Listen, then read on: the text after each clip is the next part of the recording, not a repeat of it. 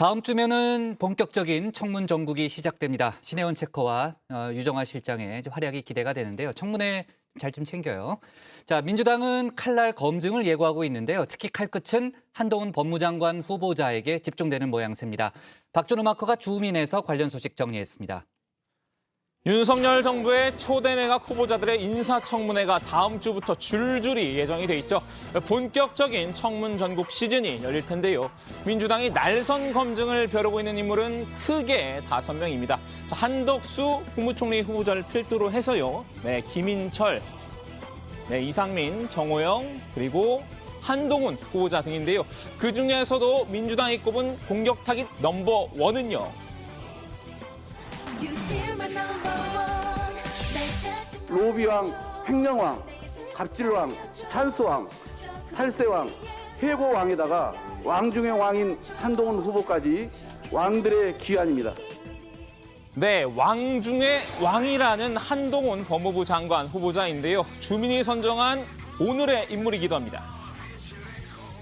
검수완 바 입법이 시행되면 힘센 범죄자들은 사실상 제도적으로 죄 짓고도 처벌받지 않게 됩니다. 결국 이 법안이 통과되면 피해를 보는 것은 오직 힘없는 국민들 뿐입니다. 민주당이 한 후보자를 핵심 표적으로 삼은 이유, 한 후보자가 이 검수완박 법안 처리 반대의 기수로 나섰기 때문일 텐데요. 다음 주엔 그 어떤 청문회보다 법사위 청문회가 가장 핫한 청문회가 될 것 같습니다. 마치 이렇게 말이죠. 예능이 좋아요? 정치부회가 좋아요? 정치부회가 가장 좋습니다. 아, 좋아요. 자, 일단 백다희 아나운서 오늘 마지막 방송 미리 좀 축하를 드리고요. 예. 어떻게 할 거예요, 그럼? 지금부터 어떻게 할 거야? 빨리 얘기 좀 해봐요. 저 때는 정말 어쩔 수가 없었습니다. 저는 사건 반장을 정말 사랑하고 지금 사랑하고 우리 가족 여러분을 정말 사랑합니다. 아, 그런데 가장- 제일 사랑하는 건 아니구나. 가장 사랑한다고 말씀드립니다. 가장 사랑한다. 알겠어. 아빠가 좋냐, 엄마가 좋냐 그런 걸 묻고 싶지는 않은데 지금 너무 많은 말이 지금 난무하고 있으니까 좀 정리는 하고 갑시다. 정리를 하면 어. 저의 진심은 정치부 회의를 가장 사랑한다는 겁니다. 아, 그래요? 일단 확실한 거는 어. 아는 형님은 한 번도 사랑한다는 얘기를 하지 않았다는 점이 확실한 거예요. 그래요? 알았어요. 어휴, 또 날카로운 지적이네요. 네, 미리 보는 청문회였는데요. 자, 가장 이 최고라는 의미를 가진 부사 말고도 태도를 거짓으로 꾸밈, 얼굴이나 몸차림 따위를 알아보지 못하게 바꾸어 꾸밈이라는 뜻도 있지요. 부디 우리 백 관장이 가장을 가장한 건 아니었길 바라봅니다. 자, 그렇다면 민주당이 가장 앞세우고 있는 공격 포인트는 뭘까요? 한 후보자가 윤석열 당선인의 버금가는 권력자가 될 것이란 우려인데요. 바로 소통령입니다. 윤석열 정부 의사결정은 만사 한통, 한통운이면 프리패스일 것입니다.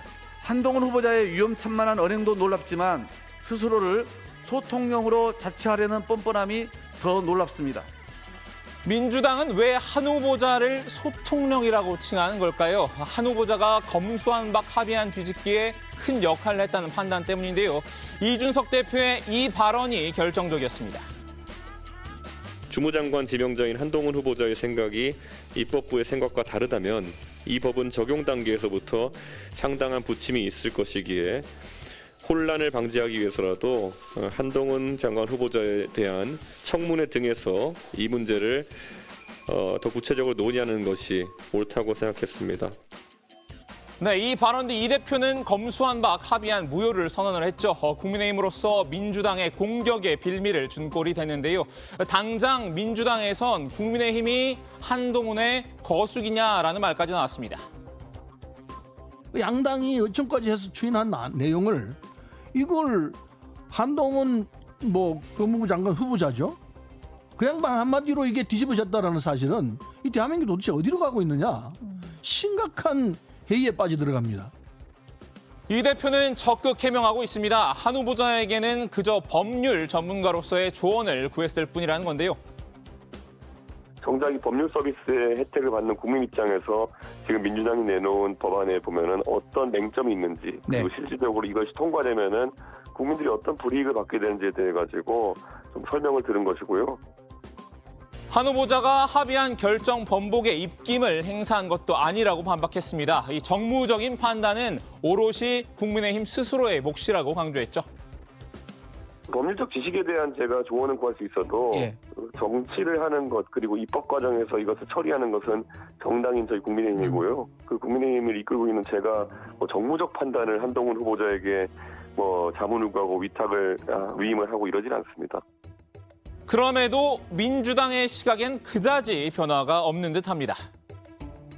정치인 뽑지 않겠다고 하더니 가장 정치적인 사람을 갖다 뽑은 거 아닌가. 이제는 왕장관이 아니고 소통령이에요. 민주당이 꼽은 두 번째 공격 포인트, 한 후보자와 가족을 둘러싼 의혹인데요. 먼저 아파트 편법 증여와 배우자 위장 전입 의혹 등을 제기하고 있죠. 검사로 일하면서 법을 어기고 편법 증여와 위장 전입을 하고 한 후보자는 검사 임관 전 서울 서초구의 한 아파트를 샀습니다. 이제 알고 보니 이 한 후보자의 어머니가 기존 집주인에게 돈을 빌려주고 근저당권을 설정을 해놨던 아파트였습니다. 사실상 어머니 돈으로 매매 대금을 치른 정황이 드러난 만큼 아파트를 편법으로 증여받았다는 의혹이 일었는데요. 한 후보자가 부산지검 특수부 검사일 당시 이 배우자의 위장 전입 사실도 확인이 됐죠.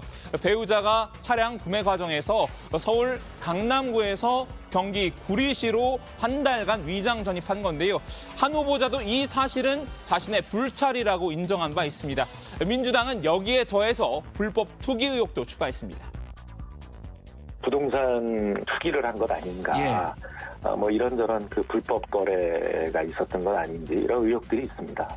표적을 정해놓을 수는 없습니다만 철저한 검증을 통해서 공직을 담임하기에 문제가 있다라고 생각되는 후보자에 대해서는 거기에 따른 엄정한 잣대를 들이대겠다는 생각을 가지고 있습니다. 세 번째 공격 포인트는 한 후보자의 오만인데요.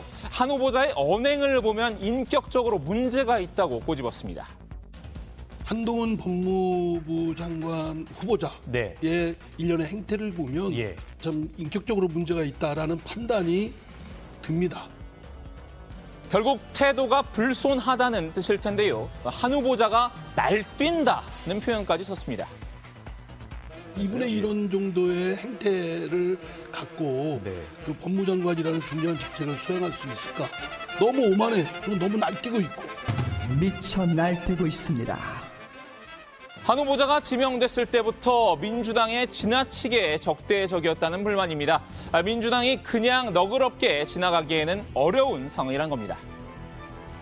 처음에 그냥 서투른 분위기 때문에 그럴 수도 있겠다라고 하지만 여러 차례가 계속 반복되고 최근에 이르기까지 후보자로서 자신의 자세를 겸손하게 가지면 될 일입니다. 거의 뭐 적개심을 가지고 이렇게 대하는 거를 보면 뭐 저희들이 그거를 한동훈 후보자에 대해서 선뜻 동의해주기는 매우 어렵다. 민주당 컨셉은 오만과 편견일까요? 오만에 이어 편견도 발동한 것 같은데요. 한 후보자가 마음에 안 드는 또 한 가지 다름 아닌 패션입니다.